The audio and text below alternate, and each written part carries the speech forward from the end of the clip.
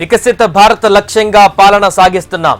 నా జీవితం దేశానికి అంకితమన్న ప్రధాని మోడీ.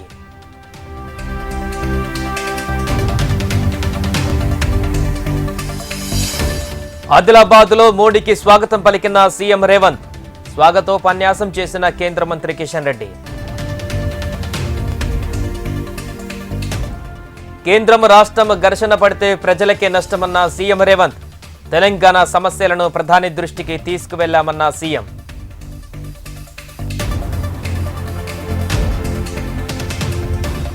తెలంగాణ అభివృద్ధికి సహకరిస్తామన్న మోడీ. రాష్ట్రానికి మరిన్ని పెట్టుబడులు అందిస్తామన్న ప్రధాని.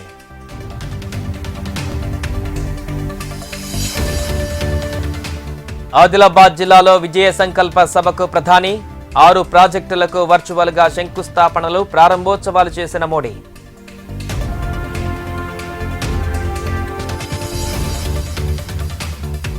ఎంపీ ఎమ్మెల్యేలకు లంచం కేసులో సుప్రీంకోర్టు కీలక తీర్పు. విచారణ ఎదుర్కోవాల్సిందేనని స్పష్టం చేసిన ధర్మాసనం.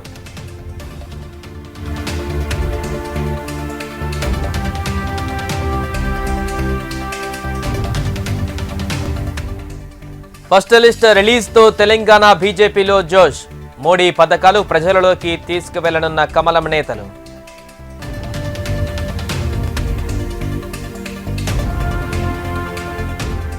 ఈ నెల 6న మహబూబ్ నగర్ లో సీఎం రేవంత్ పర్యటన.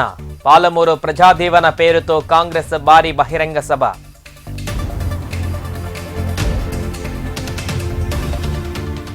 పార్లమెంటు ఎన్నికలపై గులాబీ బాస్ ఫోకస్. ఈ నెల 12న కరీంనగర్ నుంచి ఎన్నికల సమరశంఖం.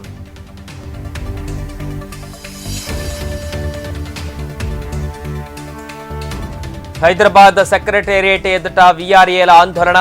ప్రభుత్వం కారుణ్య నియామకాలు చేపట్టాలని డిమాండ్.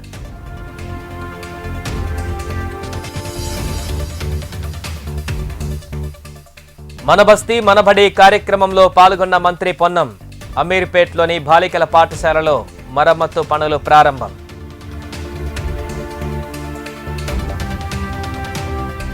కాంగ్రెస్ పార్టీపై విమర్శలు గుప్పించిన కేటీఆర్. ఎన్నికల హామీలు మరిచారని ఆగ్రహం.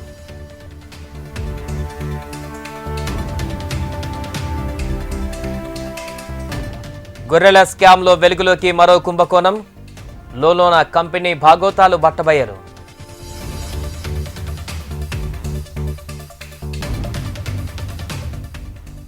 మహబూబ్ నగర్ ఎంపీ టికెట్ నాదేనంటూ ఆసక్తికర ట్వీట్. ఎక్స్ లో పోస్ట్ చేసిన బీజేపీ జాతీయ కార్యవర్గ సభ్యుడు జితేందర్ రెడ్డి.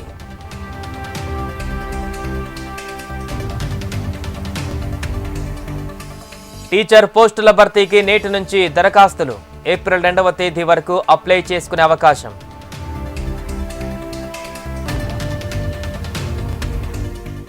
భద్రాద్రి కొత్తగూడెం జిల్లాలో మావోయిస్టుల కలకలం. చెర్ల మండలంలో వెలసిన బ్యానర్లు, కరపత్రాలు.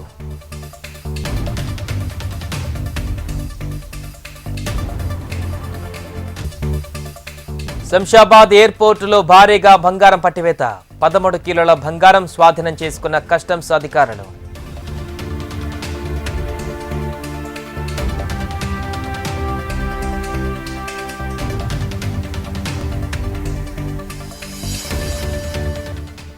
రేపు విశాఖలో ఏపీ సీఎం జగన్ పర్యటన. వివిధ రంగ వాణిజ్య పారిశ్రామికవేత్తలతో భేటీ.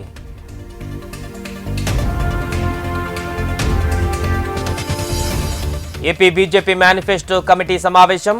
బీజేపీ చీఫ్ పురంధేశ్వరి అధ్యక్షతన మీటింగ్.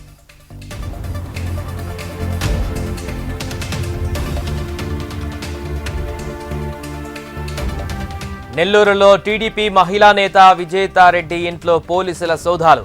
ఇంట్లో ఏమీ లేకపోవడంతో వెనుదిరిగిన పోలీసులు.